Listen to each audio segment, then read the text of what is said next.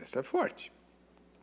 Vamos para o Novo Testamento. Uma pergunta um pouquinho diferente, não se trata de coisa muito chocante, mas eu acho que todo mundo que já estudou para pregar já se deparou com essa dúvida. Doutor Rodrigo, não sei nem se tem resposta.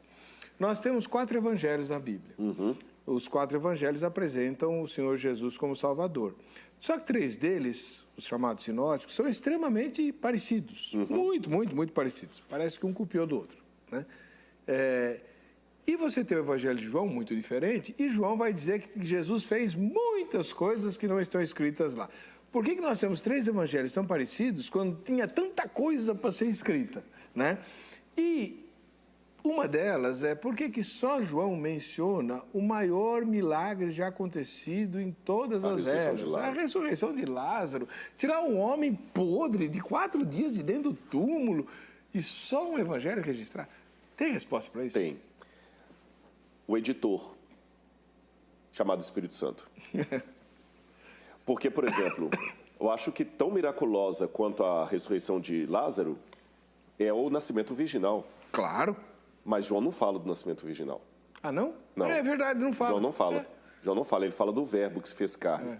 Então, Deus orientou por quê? E falando especificamente do milagre de Lázaro, ele era importante, mas se Deus coloca os milagres de Jesus mais importantes que o próprio Jesus, a coisa podia ficar perigosa. Se o milagre da ressurreição de Lázaro fosse dado muita ênfase nos evangelhos anteriores, talvez a ressurreição de Jesus seria mais uma ressurreição. E não há ressurreição. Por causa da cronologia, então? A cronologia. E se eles falassem demais, Lázaro, então os 3 primeiros evangelhos, chamados sinóticos, eles queriam pregar o querigma, o anúncio do Cristo que veio. Mas quando João vai escrever o seu último evangelho, que é o último livro do Novo Testamento, provavelmente, João tinha outras demandas. Na época de João, o que havia acontecido? Em primeiro lugar, a igreja estava frustrada com a perda da parousia, a volta de Jesus não tinha acontecido. E houve uma frustração. Eu vou fazer uma propaganda, não é só adventista que ficou decepcionado, não.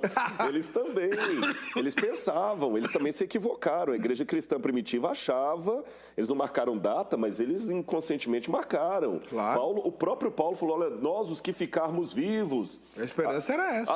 Até havia um boato colocado no Evangelho de João, que João ia ficar vivo para ver Jesus voltando. E aí o que aconteceu? Foi morrendo Pedro, foi morrendo Paulo, foi morrendo Tiago, foi morrendo todo mundo e nada de Jesus voltar. E João já velhinho, a decepção, ele não voltou. Será que vai voltar?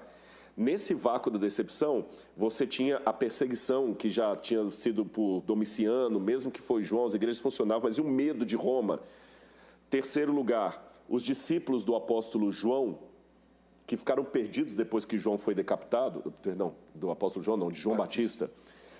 Equivoquei, depois de João Batista foi decapitado, os discípulos dele ficaram perdidos e acabaram se juntando com a igreja em Éfeso. E eles estavam na igreja, mas eles tinham um evangelismo meio errado, tanto é que eles nem sabiam de Espírito Santo, tiveram que ser rebatizados, é o único caso de rebatismo que há no livro de Atos dos Apóstolos, e eles pensavam que Jesus era apenas um segundo João Batista. E em quarto e último lugar, os gnósticos, que começaram a querer dar olha, já que o cristianismo não está mais cumprindo aquilo ali, vamos adaptá-lo para o mundo grego. Aí o mundo grego não acreditava que o espírito pode habitar na matéria, então acreditava que Jesus não veio em carne, que aquilo ali foi só um fantasma e tudo mais. E, em quinto lugar, tinha os pagãos de Éfeso que João tinha que converter ali, e eles acreditavam muito na teoria do Logos, e Heráclito pregava o Logos, em 500 anos antes de João. Heráclito dizia que tudo o que existe vem pelo Logos. Heráclito é um pré-socrático importante. O arre, o princípio de todas as coisas, é o Logos. Então, João escreve, idoso, para esclarecer todos esses grupos. João coloca, em primeiro lugar, o Logos estava no princípio. Vocês que amam Heráclito, vocês estavam certos. Heráclito acertou. Tudo o que existe, existe por causa do Logos, a razão suprema. Só que tem alguma coisa que Heráclito não contou. O Logos se fez carne e habitou em meio de nós. E eu o conheci pessoalmente. Se me derem licença, vou contar o nome dele, Jesus de Nazaré. Em segundo lugar, quando ele fala de Cristo, ele fala, no princípio era o verbo. Mas quando ele fala de João Batista, houve um homem chamado João. O verbo no grego, egeneto, e en, é que Jesus é eterno, João não. O evangelista coloca João Batista anunciando, ele é maior do que eu. Ele é o Cristo, não sou eu, para responder aos discípulos de João que estavam ali. É o evangelho que mostra o Jesus mais tátil do que os outros. Maria Madalena agarrando ele ali, fala, não continues a tocar-me, porque ainda não supri para meu pai. Tomé, coloca aqui, porque era um povo que não estava acreditando que ele tinha vindo em carne. E ele ainda fala, não se turbe o vosso coração. Credes em Deus, crede também em mim. Na casa de meu pai, muitas moradas. Eu voltarei e vos receberei para mim mesmo. Então, João tinha que responder aos problemas que a igreja estava enfrentando naquela época. Daí a sua diferença de escolha de temas em relação ao que havia acontecido anteriormente nos 13 sinóticos.